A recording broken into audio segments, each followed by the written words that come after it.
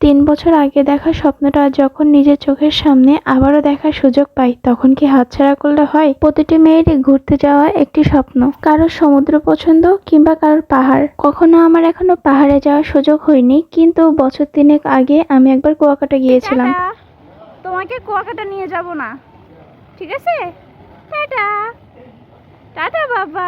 বিয়ের আগে কখনো দূরে কোথাও ঘুরতে যাওয়া হয়নি। বিয়ের পর স্বামীর সাথে গিয়েছি কুয়াকাটা, তারপর আর কখনো দূরে কোথাও যাওয়া হয়নি। 3 বছর পর আবার যখন সেই জায়গায় যাওয়ার সুযোগ পেয়েছি, তাহলে কি মিস করা যায় বলুন? আমার তো সমুদ্র অনেক পছন্দ, কখনো পাহাড়ে যাওয়া হয়নি, এই জন্যই হয়তো সমুদ্র পছন্দ। আব্বু বাদে আমরা সবাই যাচ্ছি, কেন জানি না আব্বুর জন্য অনেক খারাপ লাগছিল যখন আমাদের বাস পর্যন্ত আব্বু এগিয়ে দিচ্ছিল।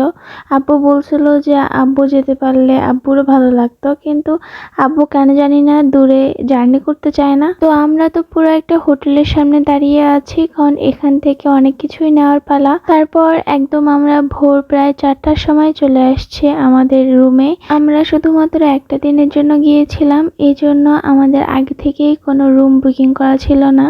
আমরা ওই ভোরে যেটাই পেয়েছি সেটাই নিয়েছি, আলহামদুলিল্লাহ ভালো ছিল।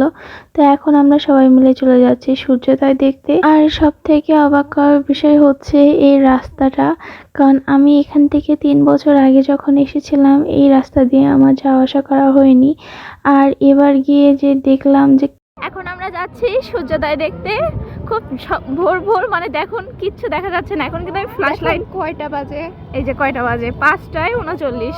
মানে এই সময় আর এর আগেও অনেক বেরোইছিলাম, কেবল অর্ধেক দূর এসে গিয়েছে। এখন হচ্ছে একদম ভোর, মানে কিছুই দেখা যাচ্ছে না। একটু আগেই কেবল আজান দিল। হ্যাঁ, একটু আগে আজান দিল। তো এই শীতের দিনে একেবারে ওই ভোরে তো আমরা কাঁপতে কাঁপতে শেষ। তারপরে আমরা আবার ভ্যানের উপরে বসে যাচ্ছি, আর সেই ফিলিংস আমি যতই আগে এসে থাকি না কেন, আমি কিন্তু এদিকে আসেইনি। আগের ট্যুরটা ছিল মাত্র 3 দিনের জন্য, কিন্তু তবুও আমরা 3 দিনটা পুরো বিছেই কাটিয়ে দিয়েছিলাম।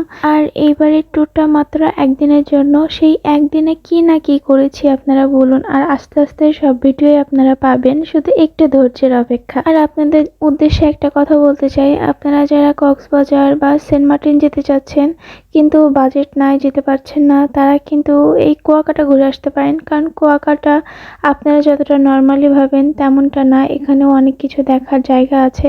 আর জায়গাটাও আলহামদুলিল্লাহ অনেক সুন্দর।